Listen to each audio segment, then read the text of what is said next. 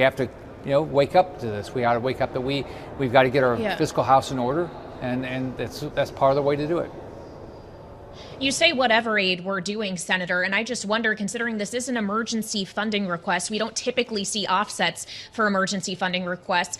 And I just wonder, are you worried about the precedent that may be set here? If one day we're talking about emergency funding, not for a war that's happening abroad, but for, say, a humanitarian or natural disaster at home, like a hurricane in the state of Florida? Well, first, I support Israeli aid. I do think the right thing to do is figure out a logical way to pay for these things, and whatever it is. I mean, that's what your federal government ought to be doing. We ought to prioritize just like you do with your family. You say to yourself, if I have an emergency, how am I going to pay for it? That's what we all do. Your federal government ought to be, your state governments, every government ought to be doing the exact same thing. Well, Senator, I have to ask you about what you're hearing from the leadership here, namely Mitch McConnell, who's frankly sounding a lot like Chuck Schumer. And I'm not trying to start a fight here, but when it comes to tying Israel and Ukraine funding, here's what he said yesterday in Louisville. It's a quick remark, and we'll have you respond. This is not just a test for Ukraine. It's a test for the United States and for the free world. And the path toward greater security for all of us is simple. Help Ukraine win the war. I wonder if you agree with Mitch McConnell when it comes to Ukraine specifically and might in fact vote for a standalone Ukraine funding bill. But you said you had problems with that. And I'm wondering where we might be able to find common ground if it exists. Do you want to see an audit of Ukraine funding? Do you want a different measure of accountability? What are you telling Senator McConnell? Well, first off, what the Biden administration has proposed is the fact that they want to tie Israeli aid to money for sanctuary cities. Well, we have sanctuary cities because we have an open border. So all these things are separate issues that we ought to be dealing with, and we ought to deal with them separately. Now, with regard to Ukraine, I want to know how the money has been spent. I want to look at how every dollar has been spent. That's what my voters are telling me. I've been supportive of lethal aid all along, but I want to know what the plan is to win. It looks like the Biden administration is planning just to have a long war, not to win. If we are going to help Ukraine, let's help Ukraine win.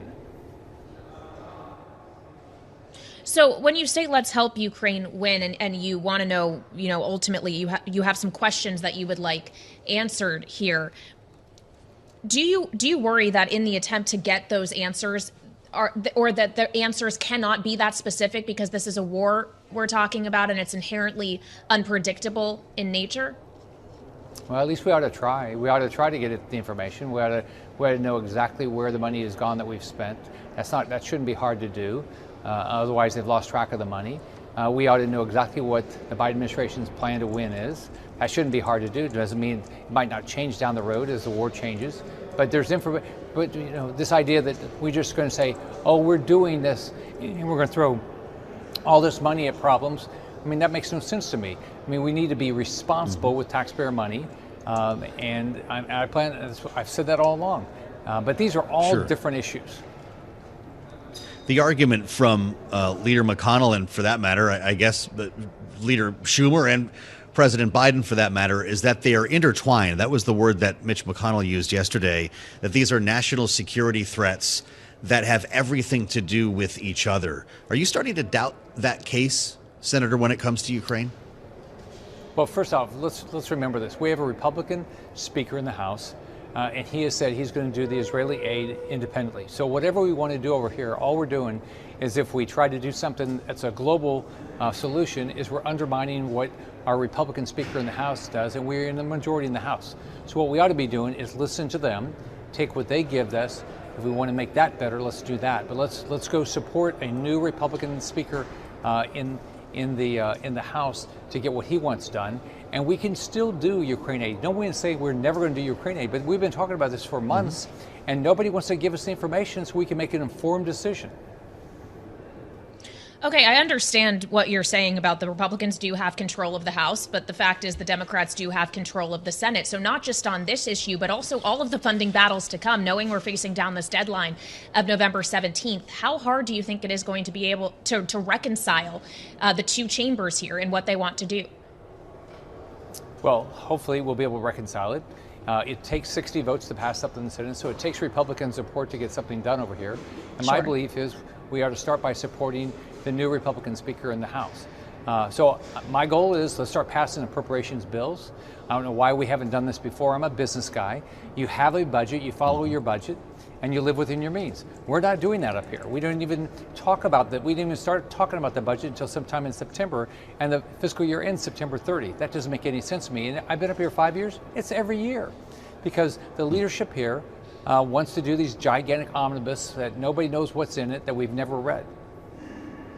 I want to ask you about the new speaker. Senator, you were, of course, a member of the House. You know what it's like in a different culture than that of the Senate. Do you know Mike Johnson? And what comes from that whole exercise with Steve Scalise, Tom Emmer, Jim Jordan? I know that you've worked with all of them. That public display of chaos that some might say, although Tom Emmer said it was a great display of democracy. What did the Republican Party get for all that drama? Oh, they got a great leader. Here's what they got. It's no different than why I ran against Mitch McConnell a year ago. I ran because I think we ought to work as a team. We ought to say, how do we as a team do the right things for the American public, to our voters? And I think that's exactly what happened in the House. They picked somebody that they think will be a great team leader, but everybody's going to have a voice, and that's exactly what they wanted. I had a great working relationship with Kevin McCarthy and Steve Scalise and Tom Emmer and Jim Jordan. They're wonderful people, but what the House wanted was somebody that felt more comfortable would give everybody a voice. Senator, do you really think the Republican conference in the House is a team right now, when there were 8 members who kicked out the former speaker and there's just a lot of disjointedness in general? Well, first off, everybody ought to be representing their district, and everybody in the Senate ought to be representing their state.